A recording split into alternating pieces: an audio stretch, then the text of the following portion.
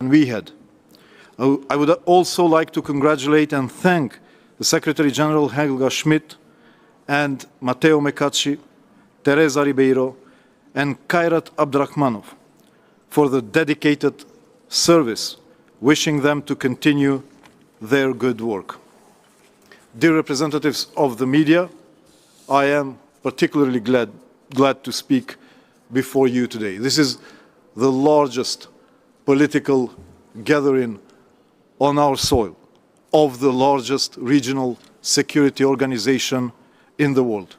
And this meeting took place in extraordinary times when we are witnessing an open war against Ukraine, a continuous attack on the concept of multilateralism, the rules-based order, and ongoing human suffering. In many ways, history repeats itself, challenging our today and tomorrow. Here in the Balkans, we hesitate to name things historical, since you know the old saying, we produce more history than we can consume.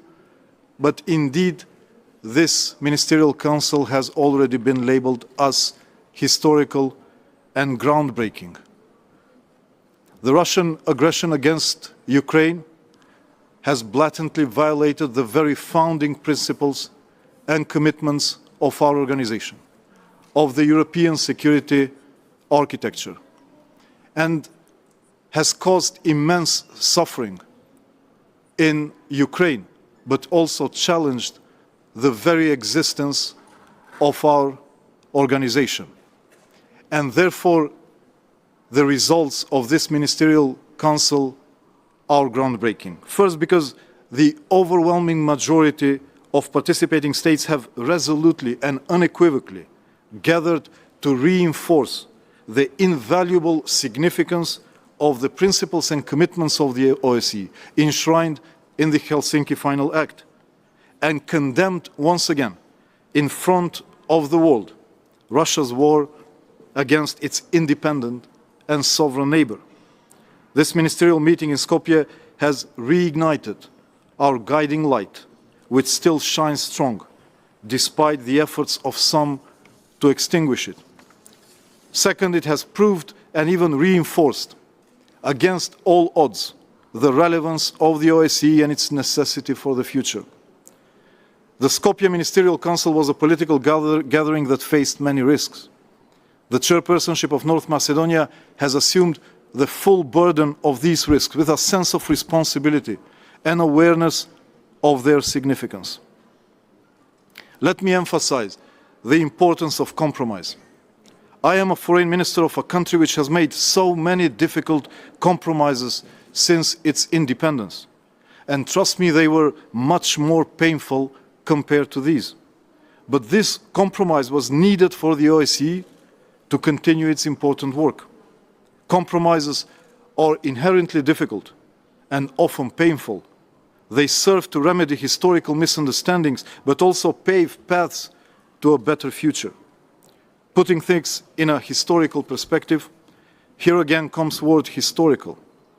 And I think that we can all be proud of our achievements in a year full of challenges, with an eye to the future.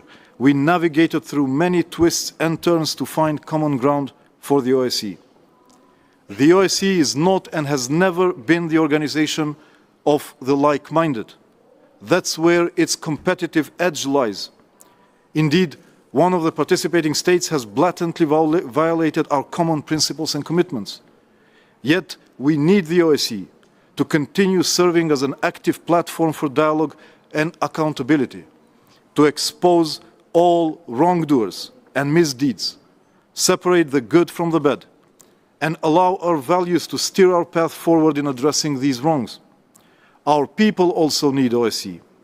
The organization must continue offering its toolkit and expertise, the able minds and hands of the staff of the autonomous institutions and field missions to continue delivering results for them.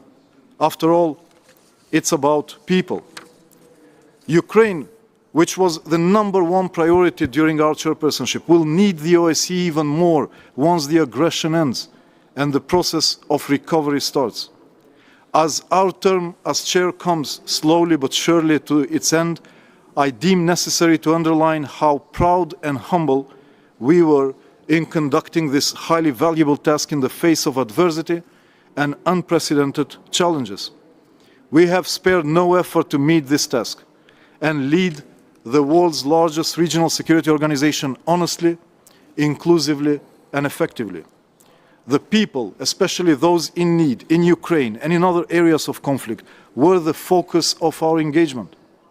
In this endeavor, we were guided and inspired by our own experience as a multi-ethnic society, as a state which, as I already mentioned, has faced challenges of all kinds. These challenges helped us to nurture a culture of dialogue and understanding among us internally and with our neighbors, and to consider compromise as a strength rather than a weakness. These challenges taught us to be patient, but also resilient, and have faith in the power of multilateralism while remaining actively engaged. In turbulent times for the Balkans, the OSCE was here for us when we needed help. The OSCE has proven to be a trusted companion when we needed a hand and a supporting partner as we reformed for the better. Today, I can proudly say that we stood by the OSCE when it was needed, as it stood with us. Our authentic experience and firm belief in the principles and commitments of the OSCE, coupled with the devotion and good faith, guided us throughout the year. Once again, I wish Malta all success as the next chair. As an OSCE Troika partner, we will stand by you as you embark on this challenging yet rewarding journey. I hope that 2024 will provide larger avenues for more substantial dialogue, and most importantly, the end of aggression and a return to peace, stability, and cooperation in the OSCE area and beyond. I thank you. Moderator. Thank you very much, Minister Osmani. And now I'd like to call on the chairperson in office for 2024, Minister Ian Borch. Thank you. Thank you and good afternoon. Let me start by thanking all participating states of this important and largest regional security organization for showing their trust in me as the incoming chairperson in office, but especially in Malta. The unanimous vote by all the 57 countries is a testament to our joint commitment to continue strengthening our organization and to ensure that despite all the challenges we are currently facing, we ensure that this organization remains robust. Our organization was created upon shared principles and values. It's an inclusive platform for effective dialogue. We must focus on ending war and conflict. Russia's war of aggression against Ukraine must stop. As we embark on this journey together, we are committed to fulfilling our duties and responsibilities in the time ahead, in the spirit of the principles of the Helsinki Final Act.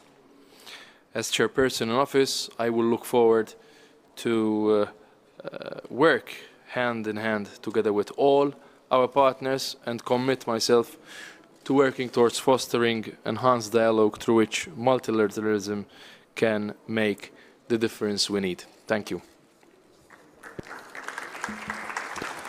Thank you very much, Minister Borch. Now I would like to call on the OSCE Secretary General, Helga Maria Schmidt. Secretary General, you have the floor. Thank you very much. I would like to start by thanking Minister Osmani for hosting us in Skopje this week for the 30th OSCE Ministerial Council. Minister Djibuya, I'm particularly grateful to you for your skillful stewardship and our cooperation throughout the year. It's been a challenging journey, as you said, but you ended with a success. Because the decisions made by participating states here in Skopje will enable the OSCE work to continue to support stability, security, human rights and fundamental freedoms throughout the OSCE area.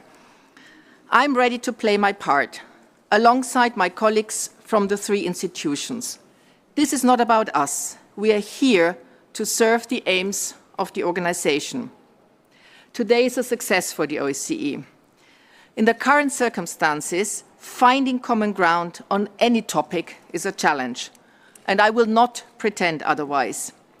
As I noted in my report yesterday, this organization is based on principles and commitments agreed by all nearly 50 years ago.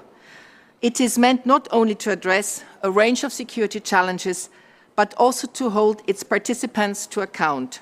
And this is what happened over the last 2 days. You, dear Buya, just outlined that. I have heard overwhelming commitment to this organization.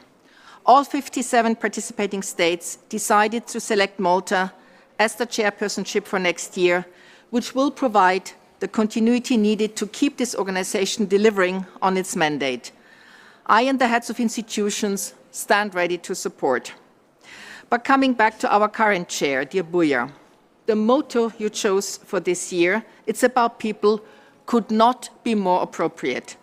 All that we do, whether working to tackle corruption and organized crime, or monitoring elections, or take small arms and light weapons. There are millions of such illicit weapons across the OSCE area, and we are tirelessly working to address this challenge. We are also enhancing the safety of women journalists. We are training border guards on human rights standards. All of this is in support of people across our region and beyond. All this and much more is done in support of the women and men that call our region home. When we say it's about people, it's also about our staff, the people who make our work possible. And I'm grateful to them for their dedication, their commitment to making life safer, freer, more prosperous for the communities they serve. And I need to mention here our 3 staff members who have been held in Donetsk and Luhansk for over 600 days, detained for their work for the OSCE, despite the functional immunity to which they are entitled.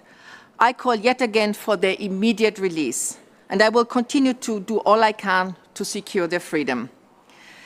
There's important work ahead, and I commend Malta, dear Minister, dear Ian, for your willingness to take up the chairpersonship in 2024. Malta has long played important roles in support of peace and security, and I remember this from my previous work in the European Union, and now as a non-permanent member of the UN Security Council. I know that you will apply the same skillful, principled leadership as chair of the OSCE next year. I look forward to working with you and your team, and on behalf of all the staff, you can count on our full support.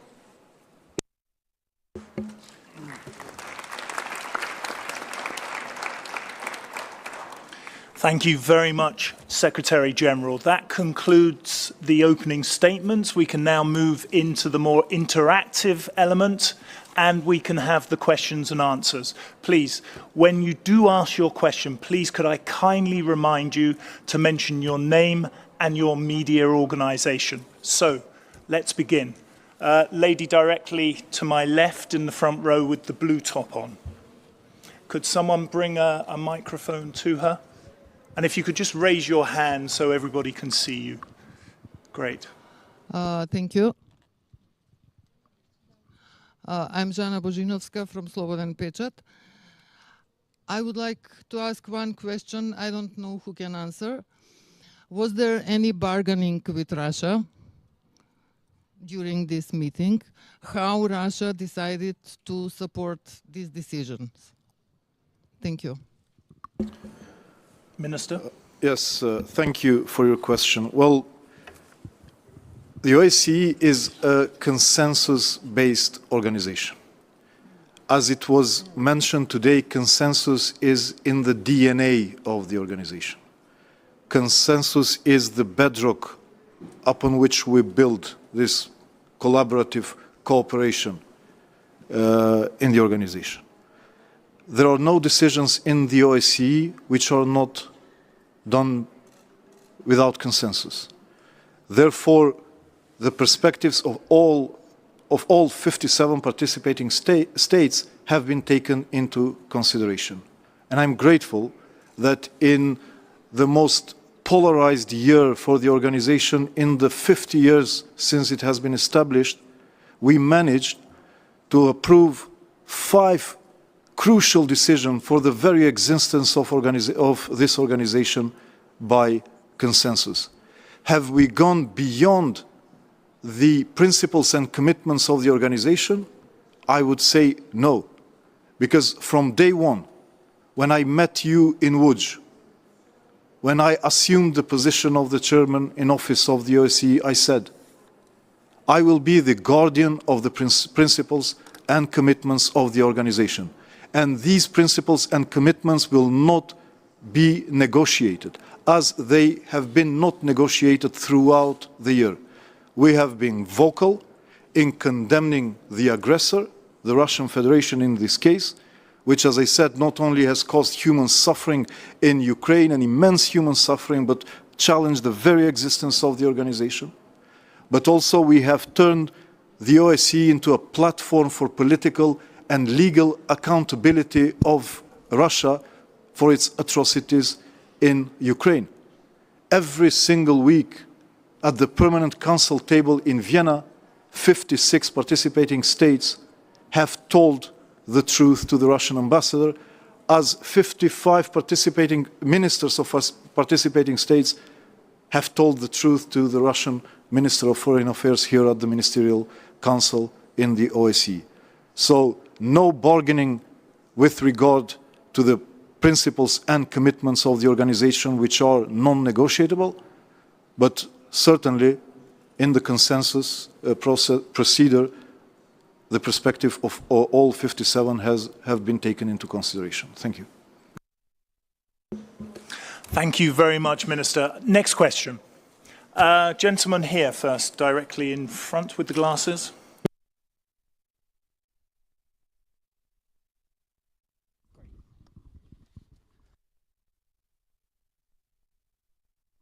Right. This is working, right. So my name is Vudi Jamshiti. I'm a journalist with the British Frontliner magazine. Over the past year, Serbia has been consistently involved in aggressing territorial and constitutional order of the Republic of Kosovo. Consistently, we have seen that European Union and the United States somehow blaming Kosovo for its rightful right to defend its territorial and constitutional order within the Republic of Kosovo, while all along Serbia somehow evading accountability. We all know that Serbia signed a foreign policy agreement alignment with Moscow in September last year. Over these 2 days, I didn't really hear anything coming from the OSCE as a matter of concern where Serbia is standing being a member of OSCE and being responsible for territorial and constitutional aggression of the Republic of Kosovo, and consistently being responsible for failing to observe and adhere the agreements that has been made between on the negotiation between Pristina and Belgrade. So I was wondering, what is the stance of OSCE, Mr. Osmani? Do you feel like OSCE has managed to do something positive with regards to holding Serbia accountable, or is it what the actual evidence suggests, that you could agree that you didn't really do anything much to hold Serbia accountable for its territorial and constitutional aggression in Kosovo, and basically being the source of interethnic tensions and instability in the Balkans? Thank you. Thank you. Well, I can provide you my national position as a Foreign Minister of North Macedonia, which has been unequivocal. We have recognized the Republic of Kosovo. We have hosted Serbia-Kosovo dialogue in Ohrid, which produced the Ohrid agreement, which we consider is the only way forward, aiming at reaching comprehensive agreement between Serbia and Kosovo centered on mutual recognition. And this is our national position, and we work on promoting this way forward, just as we did in Ohrid, and we still continue to offer North Macedonia as a host country, since we are in good relations with both Serbia and Kosovo. We have experience in engaging into difficult compromises, And based on this experience, we have urged both sides to move ahead in closing this dispute, since this open file has become a vulnerable spot in this region that has been hijacked very often by different malign actors. And here I close my national position. As an OSCE chairperson in office, I've been very engaged with regard to Kosovo and to Serbia. We have field operations both in Pristina and Belgrade. Actually, in Pristina, we have the largest field operation after the one that was closed in Kiev, which was the largest one. Now is Kosovo field operation, the largest one. We have 5 regional offices with all communities in Kosovo. And it is a very accepted and respected international organization in Kosovo, just as we have one in Belgrade. I visited both Belgrade and Pristina during our chairpersonship. I even went forward and tabled the so-called chairpersonship 9-point plan for de-escalation in the north, which then later on became even plan of the European Union, the United States, and the Kosovo government and Serbia's government. I'm sorry, but we really are going to have to continue because there are others who would like to. Perhaps we could have a conversation after the press conference. If I can complete my... I hope that Kosovo soon will become a participating state in the OSCE, though, as I spoke during my introductory remarks, this is a consensus-based organization, so we need the consensus of all 57 participating states to include a new participating states. But I believe that then Kosovo will be more eligible to the instruments, if I can say, of the OSCE, even though now our OSCE field operation is working closely with the institutions, and certainly the one in Belgrade is following closely these dynamics that you have mentioned. Thank you. Thank you very much. Gentleman with the purple shirt in front of me. Thank you, Chairman Osmani, for a well-organized event. I'm sorry, you're going to have to speak up just a little bit. You may have to shout. Thank you very much for a well-organized event. I'm congratulate with successful finished your missions, and congratulations of Malta. My questions to both to upcoming chairman, Mr. Borg, and to Secretary General. We also congratulate her for reappointment. 2 issues, one issue is I'm a journalist and we are working on very sensitive issues like investigating international crimes, and one of the international crimes which is all of us affected, it's like international financial crimes, and our brave colleague Daphne Caruana Galizia paid huge price. She is brave and maybe one of the famous outspoken Maltese voice which is paid with her life to defend freedom of expression. My questions to you, how Malta planning to prioritize freedom of expressions, support to freedom of expression is all OSCE member states during your chairmanship period? Because we have all of us have a problem from Russia to Azerbaijan to any other countries like in the Central Asia, which have a problem with the democracy and accountability. Many of our journalists every day arrested and detained. How are you able to facilitate on this direction, or you have any kind of different priorities? The second question to Madam Secretary General, because it's related with the consensus issues. During your appointment, when it's previous Secretary General and previous leadership of OSCE, they won't also postpone their mandate. And country like Azerbaijan, Turkey and Turkmenistan, during the negotiations, they broke consensus, and that previous leadership not elected.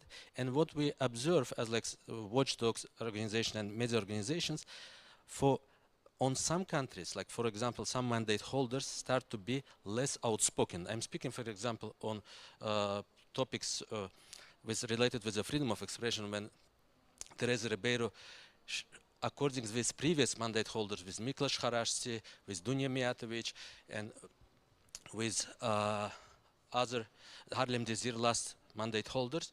They are less outspoken, for example, on Azerbaijan. Let's say we have every year, during the year, 10 journalists arrested. If previously, every time, according to their mandates, they react. Today, after Azerbaijani informal pressure for this procedure with the consensus. I'm sorry, is there a question coming? It's questions for Thank how you. to be able to be defend mandate holders to make them independent, because we observe for they start to be less outspoken when some countries able to not postpone them on their positions. Thank you very much, and sorry for long questions. Thank you. I think we can start with Minister Borch and then follow up with the Secretary General. Thank you. You're right. Definitely paid the highest price, and this was definitely one of the darkest days in the Maltese history. And as already confirmed this morning, with my presence reading the statement on behalf of 40 plus participating states, we remain equally committed to not only ensure the institution led by Teresa Ribeiro keeps its best of functions, but also the initiatives that my friend Wujar started, especially the protection of women and gender-based violence against women journalists, will continue to be given the necessary resources and due attention. Secretary General. Thank you. I have worked with Teresa Ribeiro for 3 years now. Her mandate is autonomous.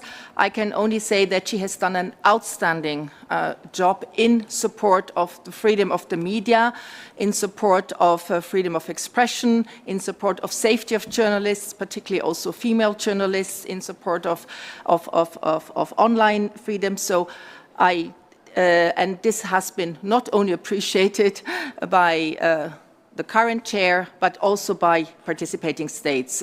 And I think this is also a reason why there was a unanimous support for her extension.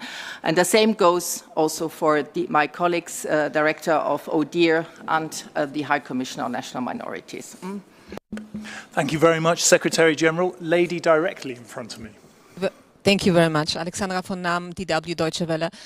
In addition to the agreements today, have you been able to make progress on the budget of the organization? I believe that is still blocked by Russia. Can you please update us, and what does it mean for the organization? Thank you. Yeah. As you know, the budget of the OSCE has not been approved since 2021 because the Russian Federation has blocked its adoption.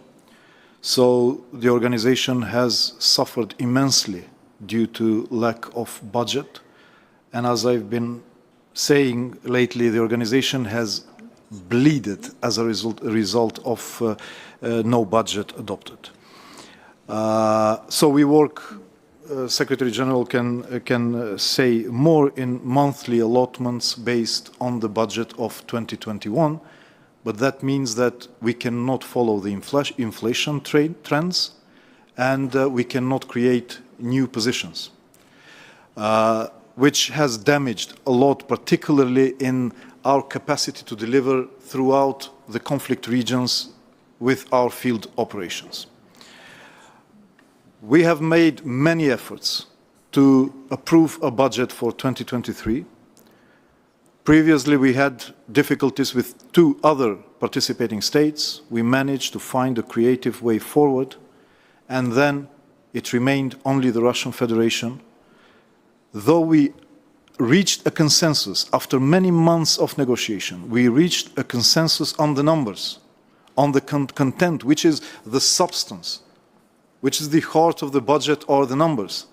But the Russian Federation has vetoed the budget due to a sentence in the narrative part which isn't even part of the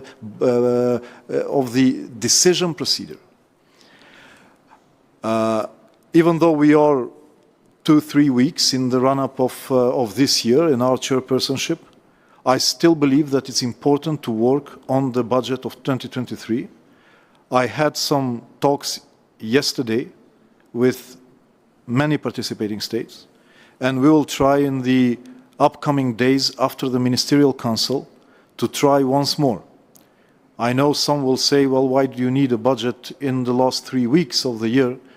But certainly that will introduce a new threshold, given that this budget is increased compared to the one of 2021, and also will pave the way for the approval of the budget of 2024. So I once again urge the Russian Federation to allow the consensus on the budget, since the field operations in Moldova, which is critical in maintaining communication between Chisinau and Tiraspol, the field operation in Pristina or in Sarajevo or in Skopje is suffering because of this zero-sum game approach in dealing within the OSCE. Thank you. Secretary General. Just to say and to echo what Chairman Osmani just said, my first point would be that the OSCE continues to deliver despite the circumstances, despite the lack of an agreed budget. And this is what I also outlined in my report to the participating states yesterday. The lack of an agreed budget is a true problem, because what does it mean? As Minister Osmani has outlined, when the budget is not approved by the end of December, according to our financial regulations, we have to operate with provisional monthly allotments based on the budget that was approved last. And in this case, this is the 2021 budget that does, of course, not reflect rising salaries, inflation rates. And monthly allotments, this means not only a lot of burden, but it also means lack of security. And in the end, it means also that we need to spend more money than we should. So this is why, indeed, we need an urgent agreement on the budget. I'm very proud to say that we managed to double our extra budgetary support, but this is for programmatic issues. I'm grateful to the many participating states that are contributing. This allows us to do excellent work when it comes, for example, to fight gender-based violence, when it comes to fighting the security implications of climate change, and so much more. But this is no way of running an organization. So I'm very grateful to the support of the chair, and I hope that we will find a solution very soon.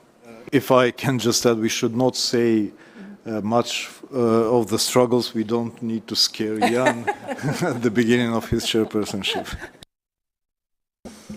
Thank you, Minister, for that last comment. I think we have time for one more question, and then we should probably end the press conference. I believe the gentleman already has the microphone in the second row. This is Antonio Sanchez with EFE, the Spanish news agency. Despite the political and diplomatic isolation, Russia has managed to force, let's say, to emergency solutions with the chair and with the extension of the mandate. My question is, do you have the feeling that Russia is weaker or stronger within the organization now? And are you closer to the situation of consensus -1 to try to impulse a suspension of membership of Russia? And for Mr. Borch, a tricky question for you. Under the current circumstances, no changes in the situation in Ukraine, for instance, could you allow the foreign minister of Russia to attend the next council in Malta next year? Thank you. Minister. Yes. There has been a debate within the OSCE whether the Russian Federation should be or should have been expelled from the OSCE as a consequence of this violation of the very founding principles and commitments of the organization. And there have been two arguments why this could not be done. One legal and one political. The legal one is the principle that you mentioned. Once in 1992, the consensus -1 principle was used when Yugoslavia was expelled for massive violation of human rights. But we think that this principle of consensus minus one would not work today, since there are diverging opinions within the OSCE, and I jump here to the political argument when some participating states consider that OSCE has been established as a platform to provide dialogue between non-like-minded countries. So OSCE is not and has never been an organization of like-minded countries. And the purpose of OSCE is to bring these countries that diverge in their opinion through collaborative engagement with a comprehensive approach to security to provide peace and stability for our region. And therefore, this debate, I think, has been exhausted, at least to this point. The Russian Federation, as I have been saying these days, or the Minister Lavrov, has not come to Skopje, he has not come to North Macedonia, and he has not come in his and I have not received him in my national capacity, or North Macedonia hosted him in our national capacity. He came to the OSCE just as he went to the United Nations in New York a few months ago. And there's no difference between the two. Thank you. Thank you very much, Minister. Minister Borch, the floor is yours. Yeah, whilst I totally agree with my final remarks by my friend Bujar, our objective should be to stop the war and to make sure that Ukraine wins back all its sovereign territory, rather than thinking about a choreography and how will it look like in a year's time. We have to stop the sufferings of the Ukrainian people, and we still have 365 days to talk about that. Thank you. Thank you very much, Minister Borch. That concludes the press conference, but as a note of housekeeping, I believe in 10 minutes' time, Minister Osmani will be giving his own press conference to local media. There will be no English translation. That's just for international journalists, okay, to let you know. Thank you very much. Thank you.